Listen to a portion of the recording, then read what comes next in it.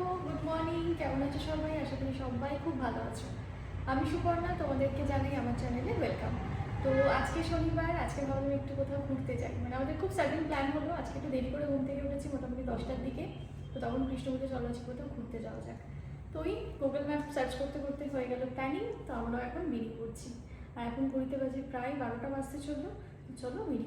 সপ্তাহের অন্যান্য দিনগুলি ঠিক কোনো না কোনোভাবে কাজের মধ্যে কিন্তু কেটে যায়, কিন্তু ওই দুটি দিন মানে শনি আর রোববার কিন্তু ঘুরতে না গেলে ঠিক মনটা ভরে না। আমরাও তাই বেরিয়ে পড়ি কোনো না কোনো জায়গা এক্সপ্লোর করার। আমরা দেখো বেরিয়ে পড়েছি দুজন মিলে। একটু লেট হয়ে গেল কারণ বেরোনো মাত্রই দেখলাম গাড়িটা এত নোংরা হয়ে গেছে। শীতকালে দেখে মানে একটু বেশি নোংরা হয়। ঘর তো দাদুকে দেখতে পেলাম, তো দাদুকে বললাম ভালো করে ক্লিন করে দাও।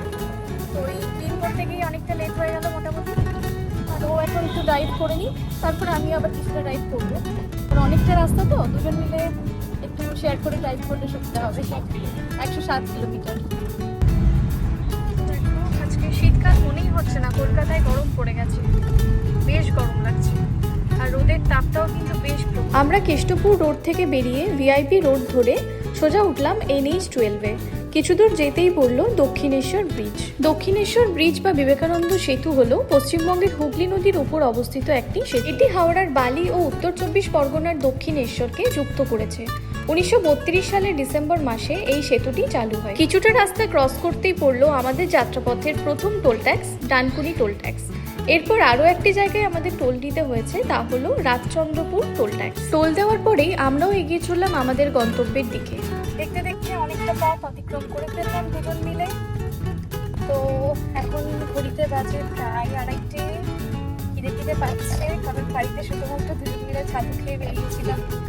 বলে না সবকিছু একসাথে হয় না, ঘুরতে গেলে একটু স্যাক্রিফাইস করতে হবে বস।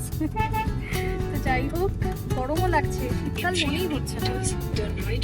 আজকে আমাদের গন্তব্যস্থল কামারপুকুর রামকৃষ্ণ মিশন, যা হুগলি জেলার কামারপুকুর গ্রামে অবস্থিত।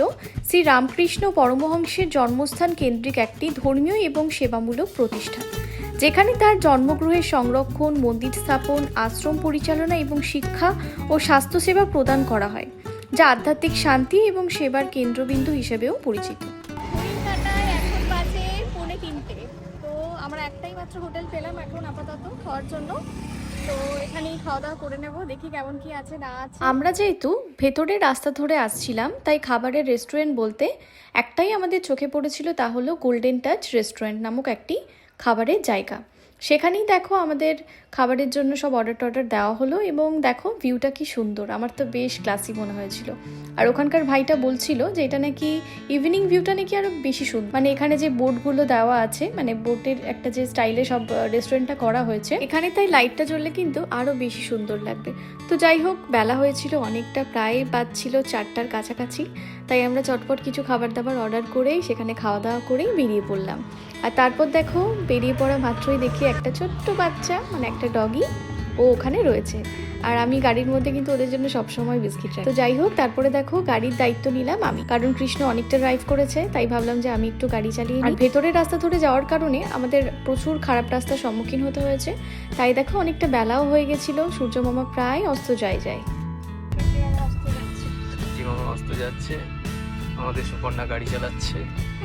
অনেক দিনের ইচ্ছে ছিল দুজন মিলে একটু লং ড্রাইভে যাব। আর কৃষ্ণর ইচ্ছেটা একটু অন্যরকম ছিল, যে লং ড্রাইভে তো অবশ্যই যাব, কিন্তু দুজন মিলে ড্রাইভ করতে হবে, এটাই ছিল কিন্তু শর্ত। আর তা পূরণও হয়ে গেল। আমরা এই মুহূর্তে আমাদের লাস্ট লেগ অফ জার্নিতে, আর মোটামুটি 20-25 কিলোমিটার মতো বোধহয় বাকি আছে।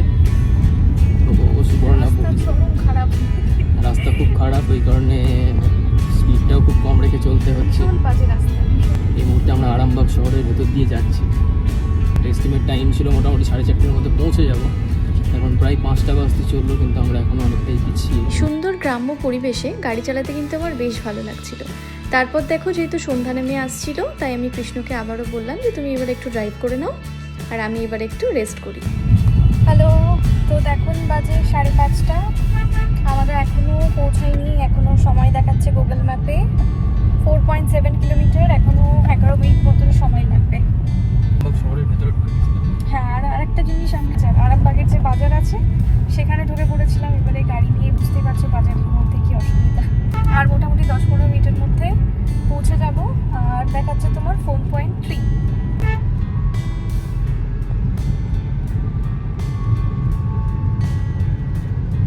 এখন ঘুরতে বাজে প্রায় 6:45 আর এতক্ষণে আমরা এসে পৌঁছালাম। দাঁড়ান, একটা লাইট দেখতে যাই। আর কৃষ্ণ গেছে ওইদিকে মানে কথা বলতে।